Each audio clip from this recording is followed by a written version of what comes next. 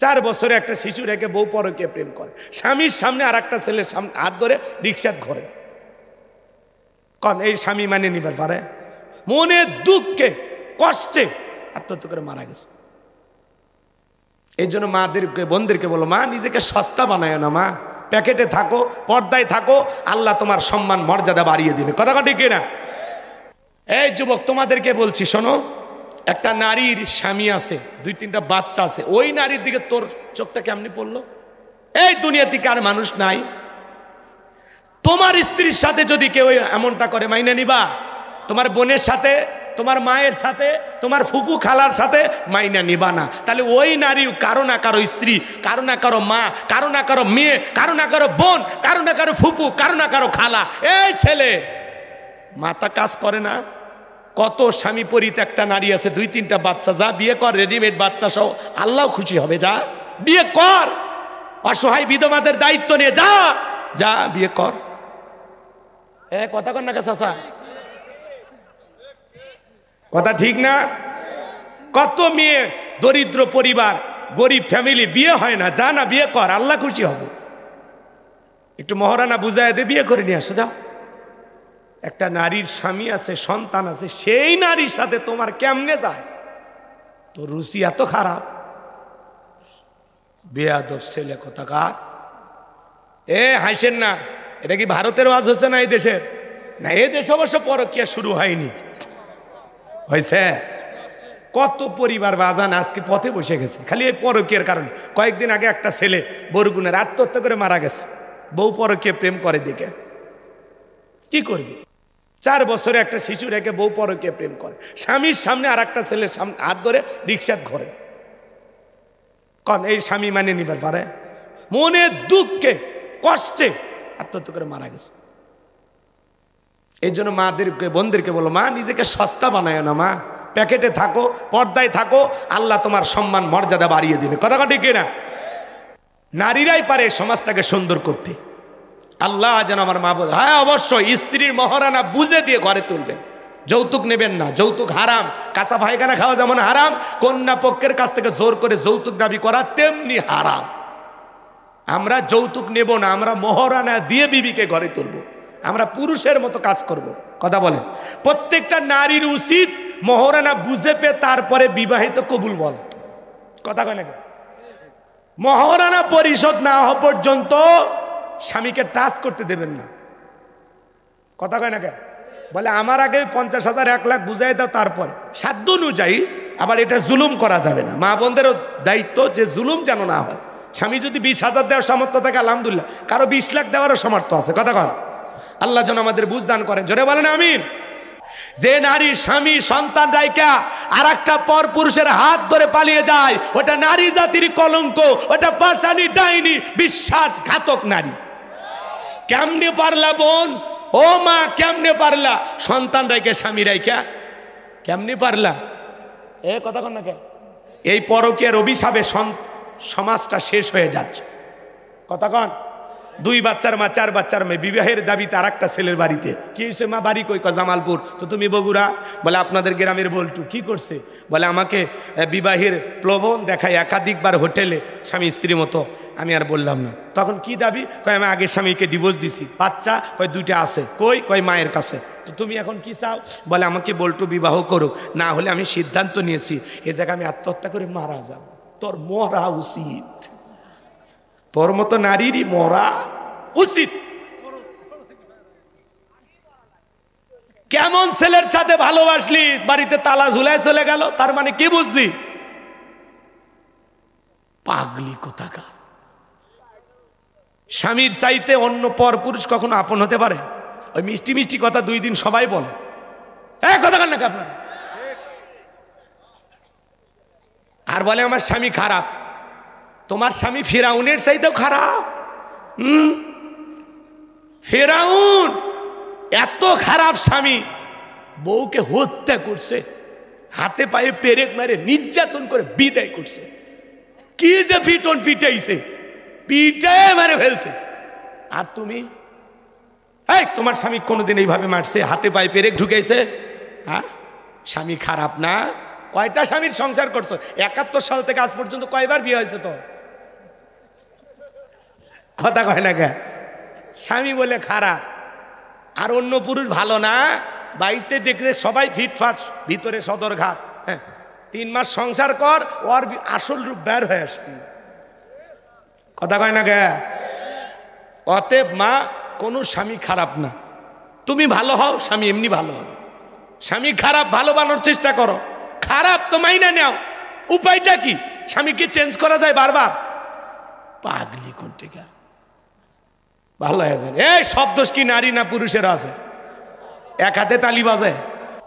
এরপরে আল্লাহ রাব্বুল আলামিন জানিয়ে দিলেন, লোকমানে হাকিম তার কলিজার টুকরা সন্তানদেরকে বলতেছেন, ইয়া বুনাইয়া ইন্নাহা ইন তাকু মিসকালা হাববাতিন মিন খারদালিন ফাতাকুন ফি সখরাতিন আও ফিস সামাওয়াতি আও ফিল আরদি ইয়াতি বিহাল্লাহ ইন্নাল্লাহা লাতীফুন খবীর। তুমি যদি সরিষার দানার পরিমাণে ভালো কিছু করো, ওইটাও আল্লাহ তাআলা হাজির করবেন তোমার আমল নামায়। আবার তুমি যদি সরিষার দানার পরিমাণ মন্দ কিছু করো, ওইটাও আল্লাহ তাআলা হাজির করবেন তোমার আমল নামায়। এজন্য আল্লাহ বলেন, ফামাই আমাল মিসকালা যাররাতিন খায়রান ইয়ারা ওয়া মাই আমাল মিসকালা যাররাতিন শাররান ইয়ারা। বান্দারে, তুমি যদি যাররা পরিমাণ অনুপরিমাণে নেক আমল করো, ওইটাও তোমার আমল নামায় লিপিবদ্ধ করা হবে। আবার তুমি যদি যাররা পরিমাণ অনুপরিমাণে বদ আমল করো, ওইটাও তোমার আমল নামায় লিপিবদ্ধ করা হবে। এজন্য যুবক, তুমি জীবনে যা করবা, দিনের আলোতে রাতের আধারে গোপনে প্রকাশে সব রেকর্ড করা হচ্ছে। মায়ালফিজু মিন কাউলিন ইল্লা লাদাইহি রাকিবুন আতিদ। বান্দা এমন কোনো কথা বলে না, এমন কোনো কর্মকাণ্ড করে না যা রেকর্ড করার জন্য আবার ফেরেশতারা নাই। মনে করো না জঙ্গল প্রেম করার জন্য মঙ্গল, জঙ্গলে কেউ না দেখলে একজন দেখেন, তিনি কে? আপনার ছেলে কারো পুকুর থেকে মাছ চুরি করে নিয়ে আসছে, আপনি খুশি হয়ে বলে দিলেন, বাবারে 2 মাসের বাজার বাঁচায়া দিলি। কারো গাছ থেকে আম চুরি করে নিয়ে আসছে, খুশি হয়ে গেলেন যে আমি কারো পাতা ছেঁড়ার সাহস পাইনি আর আমার ছেলে আম ছিঁড়ে আনলো। এটা থেকে খুশি হওয়ার কিছু নাই, বরং এখান থেকে সন্তানকে শুধরাই দিতে হবে, সাবধান করতে হবে। বাবা, কারো গাছের ফল ছিঁড়ে আনবি না, কারো পুকুরের মাছ চুরি করবি না। বন্ধু বান্ধবের সাথে পড়াশোনা করে কলম খাতা চুরি করে নিয়ে আসে, ছেলেটাকে বুঝাবেন, বাবা তোমাকে পড়তে পাঠাইছি, কারো কলম খাতা চুরি করতে পাঠাই নাই। ছোট ছোট ভুলগুলো আজকে সংশোধন করে দিলে ভবিষ্যতে বড় ভুল আর করবে না। এই ছোট ছোট ত্রুটিগুলো ধরায় দিতে হবে। কথা বোঝেন নাকি? আর আপনার ছেলে মেয়ে আপনার সামনে টেলিভিশন দেখে, নাচ গান দেখে, হই হুল্লার করে, আপনি এমন অভিভাবক হয়ে গেছেন সন্তানদের আদব কায়দায় শিক্ষা দেন না। কথা বলেন না কেন? এই যে ইবতেদায়ী মাদ্রাসার জন্য যে সমস্ত শিক্ষকেরা আন্দোলন করেছেন, আলহামদুলিল্লাহ তাদের দাবি মেনে নেওয়া হয়েছে, মারহাবা বলেন। অচিরে তাদেরকেও জাতীয়করণ করা হবে, মারহাবা কন। তাদেরও বেতন ভাতা হবে, তাদেরও ভাগ্য খুলে যাবে। এই আনন্দে শিক্ষকের আত্মহারা হয়েছেন, কেউ সিজদায় লুটিয়ে পড়েছেন, কেউ চোখের পানি ছেড়ে কান্নাকাটি করতেছেন, কেউ বলতেছেন আল্লাহ রহম করেছেন যে আমরা কয়েকদিন আন্দোলন করলাম, আলহামদুলিল্লাহ আল্লাহ দয়া করেছেন, আমাদের দিকে মুখ তুলে তাকাইছেন। তা আমরা বলতে চাই যে শিক্ষকদের ওপরে মারপিট করা হলো, আলহামদুলিল্লাহ তাদের দাবিও আপনারা মেনে নিলেন, তাহলে এই নাটকটা করার কোনো দরকার ছিল না। কথা বলবেন নাই? শিক্ষক হলো আমাদের মাথার তাজ, এই জন্য শিক্ষকদের সাথে খারাপ ব্যবহার করা যাবে না। আলহামদুলিল্লাহ শিক্ষকদের সমস্ত দাবি তারা মেনে নিয়েছেন, এটা বাস্তবায়ন হবে। তারা বলেছেন আগামী জুন মাসের মধ্যে এটাকে বাস্তবায়ন করতে হবে, না হলে আবারও আন্দোলন করবে। রাগ করতেছেন মনে হয় আপনারা। ইবতেদায়ী মাদ্রাসাগুলো কিন্তু অনেক বছর ধরে অবহেলিত, কোনো সরকার এদিকে নজর দেয়নি। কথা বলে না কেন? এই শিক্ষকগুলো অনেক অবহেলিত। এক শিক্ষক বলে লিখেছেন 39 বছর ধরে উনি শিক্ষকতা করতেছেন, কিন্তু 1টি টাকাও বেতন পায়নি। কথা বোঝেন নাই? প্রত্যেকটা অঞ্চলে কিন্তু ছোট ছোট ইবতেদায়ী মাদ্রাসাগুলো আছে, এখান থেকে আমাদের সন্তানগুলো দিন শেখে।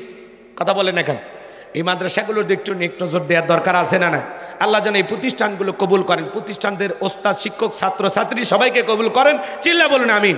এবং বর্তমান শিক্ষা মন্ত্রণালয় থেকে তাদেরই যে দাবি মেনে নেওয়া হয়েছে, আমরা এই আজকের মাহফিল থেকে শিক্ষা মন্ত্রণালয় যারা দায়িত্ব পেয়েছেন তাদেরকে আমরা স্যালুট জানাই, তাদেরকে অভিনন্দন জানাই যে আপনারা উত্তম একটা সিদ্ধান্ত নিয়েছেন। আল্লাহ কবুল করেন, জোরে বলেন আমিন।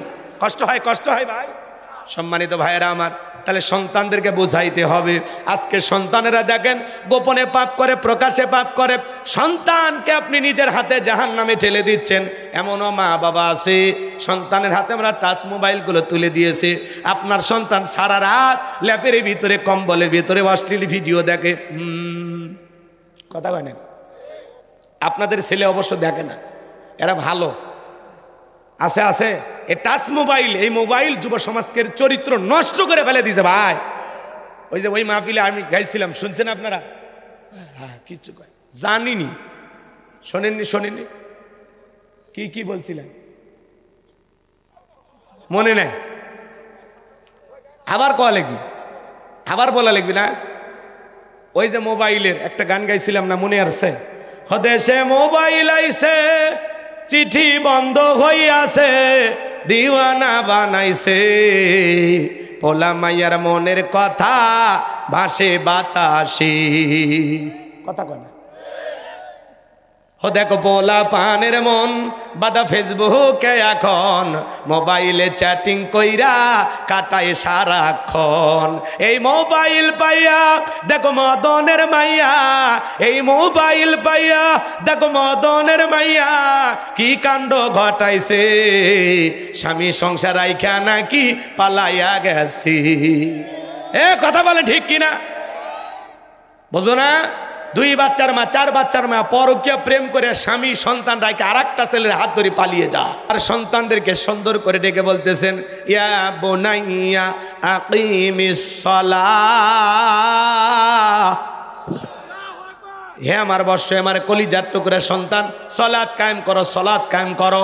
কোনো বাবা যদি ছেলের হাত ধরে বলে আব্বা যান চলো মসজিদে নিয়ে যায়, পৃথিবীর সফল বাবা তারা ছেলের হাত ধরে মসজিদে নিয়ে যায় যারা। সন্তানদেরকে মসজিদ মুখী বানাবেন। ছেলে কুচিঙ্গে না গেলে মাও বকে, বাবাও বকে, টাকা দিয়া পড়াশোনা করানো হয়, কেন কুচিঙ্গে গেলি না? আছে না নাই? কিন্তু ছেলেটা জহর আসর মাগরিব এশা ফজরে মসজিদে যায় না, কোনো মা বাবা ধমক দেয় না। এরকম মা বাবা হলে কিন্তু আপনি নিজে আপনার সন্তানটাকে জাহান্নামের দিকে ধাবিত করতেছেন। কথা বলেন ঠিক কিনা? সূরা তাহরিমের 6 নম্বর আয়াতে আল্লাহ বলেছেন, হে ইমানদারগণ, নিজেরাও জাহান্নামের আগুন থেকে বাঁচো, তোমার আহাল পরিবার পরিজন যারা আছে তাদেরকেও জাহান্নামের আগুন থেকে বাঁচানোর চেষ্টা করো। আপনার উচিত আপনার পরিবারের 4 জন সদস্য হলে 4 জনকে নামাজি বানানো। বউকে নামাজি বানাবেন। বিবি, তোরে শুধু দুনিয়াতে চাই না রে সোনা, আমি চাই জান্নাতেও তোর সাথে হবে আমার 16 আনা। ভালোবাসায় হবে ভরপুর, কেটে যাবে সময়, কোনোদিন তোর অভাব আমি বুঝবো না। আপনার বিবির চেহারা দুনিয়াতে একটু খারাপ হতে পারে, কালো হতে পারে, নাকটা একটু বেঁকা হতে পারে, পাটা ফাটা হতে পারে, খুব বেশি চেহারাতে গ্ল্যামার না থাকতে পারে, খুব বেশি সৌন্দর্য না থাকতে পারে, কিন্তু আপনার বিবি যদি জান্নাতে যায়, স্বামী স্ত্রী 2 জনকে যদি আল্লাহ জান্নাত দেয়, আপনার বিবিকে আল্লাহ তাআলা জান্নাতি হুরদের চাইতেও কয়েক কোটি গুণ বেশি সুন্দরী বানায়া দেবে। এক নজর দেখার পরে পলকের পলক বছরের পর বছর কেটে যাবে, কখনো ভাবতেই পারবেন না আল্লাহ আপনার বিবিকে এত সুন্দর বানায়া দেবে। এজন্য দুনিয়ার কয় বছর কোনো মতে কেটে যাবে, জান্নাতে তো সুন্দরী বাচ্চা, তো অতএব মাইনে নেন। কথা কয় না? বিবিকে নামাজি বানাবেন। নারীরা জাহান্নামে গেলে তাদের সাথে 4 জন পুরুষকেও জাহান্নামে নিয়ে যাবে, স্বামী, বাবা, বড় ভাই, বড় ছেলে। সাবধান, আপনার স্ত্রী তাকে নামাজি বানানো, পর্দায় রাখার দায়িত্ব আপনার। কথা কন, কি কথা বোঝেন নাই মনে হয়? অত বুঝেন যাবি না, চলেন। ইয়া বুনাইয়া কিমিস সালাহ, হে আমার বর্ষ, আমার কলিজার টুকরা সন্তান, সালাত কায়েম করো, নামাজ আদায় করো। ছোট ছোট বাচ্চাদেরকে মসজিদমুখী বানাবেন। শুধু মসজিদের উন্নয়ন করবে, মাহফিল করলে হবে না। মুসল্লি কিভাবে বাড়বে তার উপর আমার শুনে চলা লাগবে। ছোট ছোট বাচ্চা মসজিদে আসলে চকলেট দেবেন। কি দেবেন? 40 দিন যারা জামাতের সহিত নামাজ আদায় করবে 40 দিন পরে তাদেরকে সাইকেল গিফট দিবেন, দামি দামি উপহার দেবেন। তাহলে দেখবেন আজকের শিশু আগামীর বাংলাদেশ ভবিষ্যৎ প্রজন্ম হবে নামাজি, আল্লাহ কবুল করেন। এরপরে সন্তানকে লোকমানে হাকিম বলতেছেন ওয়া আমরু বিল মারুফ, সৎ কাজের আদেশ দেবা, নিজেও ভালো কাজ করবা, মানুষদেরকেও ভালো কাজের দিকে আহ্বান করবা। ওয়ানহা আনিল মুনকার, অসৎ কাজ থেকে নিজেও বিরত থাকবা, মানুষকেও বিরত রাখবা। নিজে অন্যায় করবা না, মানুষকে অন্যায় করতে দিবা না। ওয়াসবির আলামা আসাবাক, বিপদ আপদ মুসিবত আসলে সবর করবা, ধৈর্য ধারণ করবা। এই কাজগুলো করতে গেলে অনেক ধৈর্য ধারণ করতে হবে, এটাই তো দৃঢ় সংকল্পের কাজ। সন্তানকে সুন্দর করে বোঝায় দিলেন। এরপরে বলতেছেন ওয়ালা তুসাইর খাদ্দাকা লিন্নাসি ওয়ালা তামশি ফিল আরদি মারহা, ও আমার সন্তান মানুষকে কখনো তুচ্ছ তাচ্ছিল্য করবা না, অবজ্ঞা অবহেলা করবা না। কেউ মোটা যদি হয় দুর্বল চিকন লোকটাকে দেখে অবহেলা করবেন না, কেউ সুন্দর হলে কালোকে দেখে অবহেলা করা যাবে না, ধনী হলে গরিবকে দেখে অবহেলা করা যাবে না। ছোট ছোট সন্তানদেরকে শেখাবেন বাবা ড্রাইভারকে আঙ্কেল বলে সালাম দিবা, বাড়ির দারোয়ানকেও সালাম দিবা। আর আমরা 2টা টাকার মালিক হয়ে গেলে এমন ব্যবহার করি। সন্তানকে বলো লোক ড্রাইভারের সাথে কেন কথা বললি, এই দারোয়ানের সাথে কেন কথা, ওরা ছোট লোক না, ওরা নিচু জাতের মানুষ না, ওদের সাথে আমাদের যায় আয় আয় কথা কয় না। এই যে ছোটবেলার সন্তানদেরকে মানুষের সাথে মিশতে দেয় না, সুন্দর আচরণ শিখায় না, এই জন্য এই সন্তানগুলো বেশি শিক্ষিত হয়ে বেশি বড় হয়ে পিতামাতাকে ওই দারোয়ানের মতো বয়সে, ওই বয়সে যে দারোয়ানের মতো মনে হয়, কথা কয় না, বয়স্ক লাগে না, তখন মনে করে ওই যে ছোটবেলায় মা বাবা শিখেছে, ওই জন্য ওই মা বাবাকে বৃদ্ধাশ্রমে পাঠায় দেয়। সন্তানকে মানুষ বানাইতে হলে আগে ব্যবহার শিখান। এদিক গরু পেট থেকে জন্ম নিলে গরুর বাচ্চা, মানুষের পেট থেকে জন্ম নিলে মানুষের বাচ্চা হয় না, ওকে মানুষের মতো মানুষ হিসেবে তৈরি করা লাগে, গড়ে তুলতে হয়। কথা কন, ভেজাল আছে কথার মধ্যে, আমার ভেজাল আছে। সন্তানকে অহংকার শিখাবেন না, তুচ্ছ তাচ্ছিল্য করা শিখাবেন না। আজকে আপনি কয়টা টাকার মালিক হয়ে গেছেন, সন্তানকে বলে খবরদার এলাকাত কাকু টাইম দিবি না, তুই কার বেটারে 2-4টা লাশ ফলায় দিবি, এই মামলা মোকদ্দমা যা হয় আমি দেখো রে। মন্ডল বংশের লোক তোরা, তালুকদার বংশের লোক, শেখ বংশের লোক, কথা কয় না কে? সন্তানকে অহংকার শিখায়। আছে না কোনো একটা ছোটখাটো বিষয় ঝামেলা আছে, এই তোমাদের সাহস কিভাবে হয়, এই গ্রামের সবচেয়ে প্রভাবশালী লোক আমরা, আর আমার ছেলের সাথে এটা হয়েছে, মানা যায় না, এই পুলিশক ফোন দে, হ্যালো থানার ওসি সাহেব চলে আসেন, চেয়ারম্যান সাহেব। কি মাতবাড়ি, কি অহংকারী, কি দাম্ভিকতা। এই যে হাইফাই করতেছ, হঠাৎ করে যদি হাতটা ব্লক হয়ে যায়, কিসের অহংকার ভাই, কিসের কিসের অহংকার, কিসের অহংকার করেন আপনি, কথা কয় না। আল্লাহ যেন আমাদের হেদায়েত দান করেন, আমরা নরম হব, বিনয়ী হব, সবার সাথে ভালো ব্যবহার করব, আল্লাহ বুঝ দান করেন। এরপরে বলতেছেন ওয়ালা তামশি ফিল আরদি মারহা, ও আমার সন্তান এই জমিনে দাম্ভিকতার সহিত বিচারণ করো না, অহংকার করো না। আপনি কি অহংকার করে জমিনে লাথি মেরে জমিন ফাটায় ফেলতে পারবেন? আপনার পা ফাটে যাবে, জমিনে কিচ্ছু হবে না। আল্লাহ তাআলা বলতেছেন ইন্নাল্লাহা লা ইউহিব্বু কুল্লা মুখতালিন ফাকুর, যারা এই দুনিয়ার জমিনে অহংকার করে আল্লাহ তাদেরকে পছন্দ করে না। যারা অহংকারী আল্লাহ এদেরকে ভালোবাসে না। ক্ষমতা পাইলে অহংকার করা যাবে না, টাকা থাকলে অহংকার করা যাবে না, সম্পদ থাকলে অহংকার করা যাবে না, সুন্দরী বউ থাকলে অহংকার করানো যাবে না। কথা বলেন, ছেলে মেয়ে বেশি শিক্ষিত হলে অহংকার করা যাবে না, কয়টা টাকা হলে অহংকার করা যাবে না, চেহারা সুন্দর হলে অহংকার করা যাবে না। কিসের অহংকার ভাই? এক ফোঁটা নাফাক পানির থেকে আল্লাহ আপনাকে আমাকে সৃষ্টি করেছেন, এই মানুষের কিসের অহংকার? এখনই নিঃশ্বাসটা বন্ধ হয়ে গেলে কবরে সাহিত্য করবে, কিসের অহংকার আপনার? কোনো অহংকার না। এই যে ওটা বসা করতেছেন, আমি আরো কয়েকটা উপদেশ ছিল বলতে চাচ্ছিলাম, রাত 1টাও বেজে গেছে। আলহামদুলিল্লাহ আপনারা মোটামুটি ধৈর্য নিয়ে শুনেছেন আমার কথাগুলো।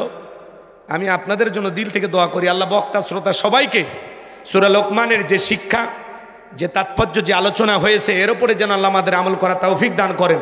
সকলে বলুন আমিন। আখিরি দাওয়ানা আনিল হামদুলিল্লাহি রাব্বিল আলামিন। কি বাবা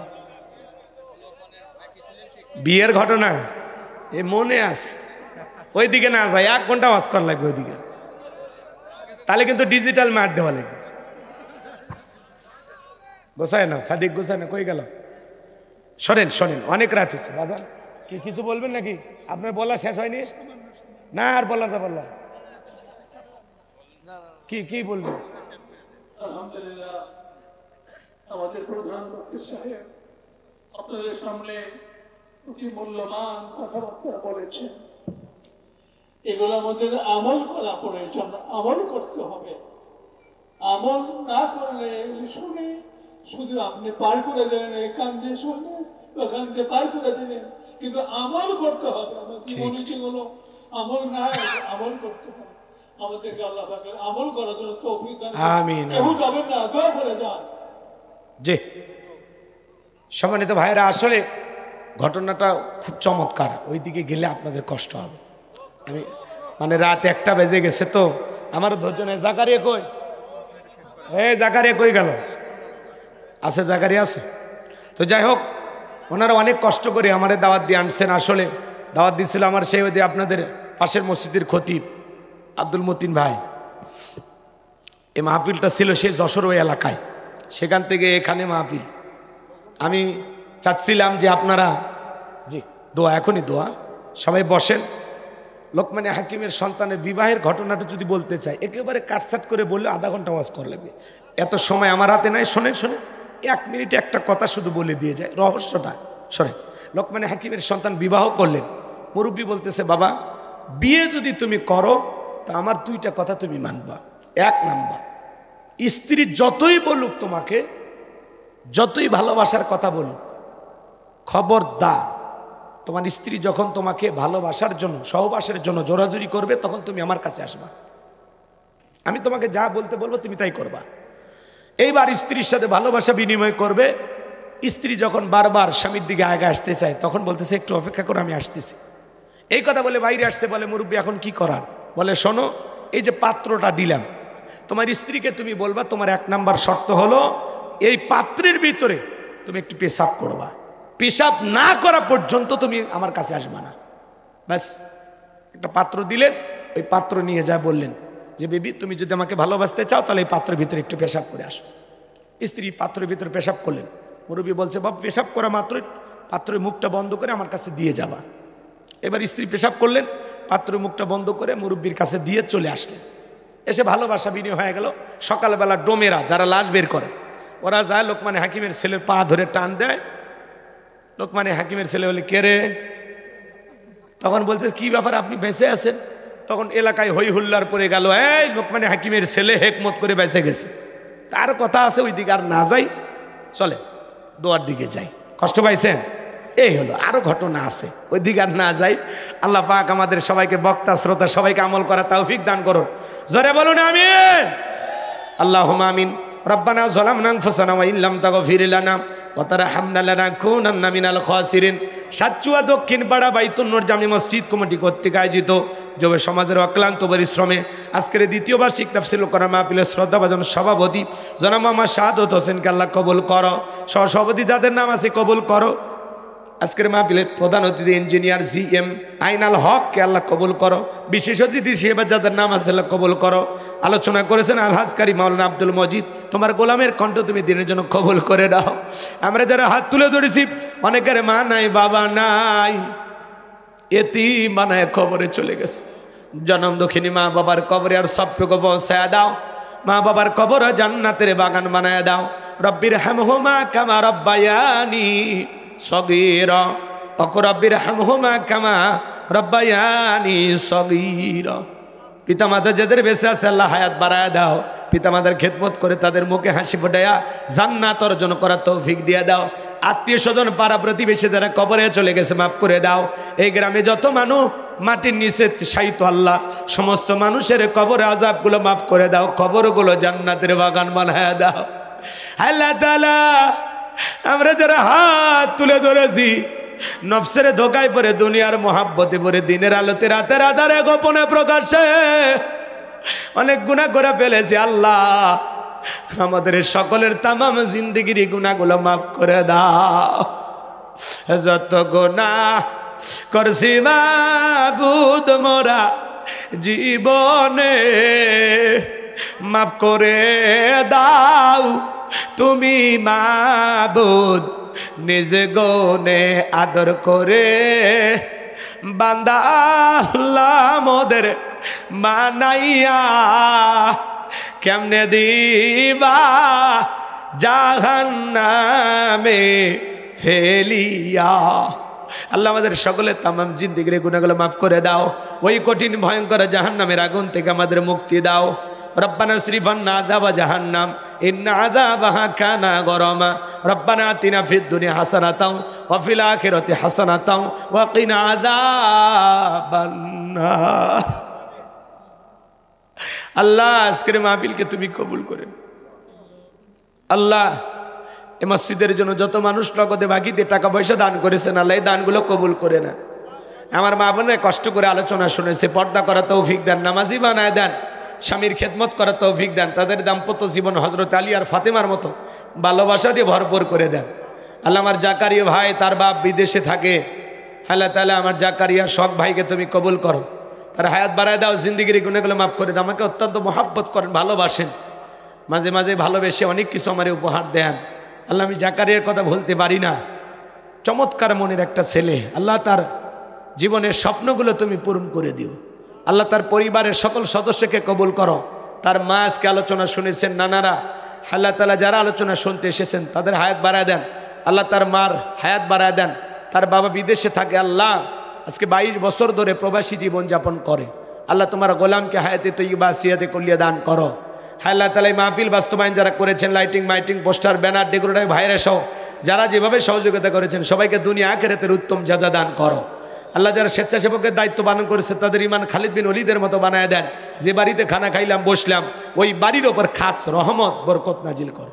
আমার মিডিয়ার ভাইদেরকে কথাগুলো সুন্দরভাবে প্রচার করা তৌফিক দেন, তাদের ব্যবসায়িক জীবনে বরকত দেন, তাদের জীবনের সমস্ত ত্রুটিগুলো দূর করে দেন। আল্লাহ তাআলা আমার সাদিক ভাই, হারুন ভাই, আব্দুর রহিম ভাইকে আল্লাহ কবুল করে নাও।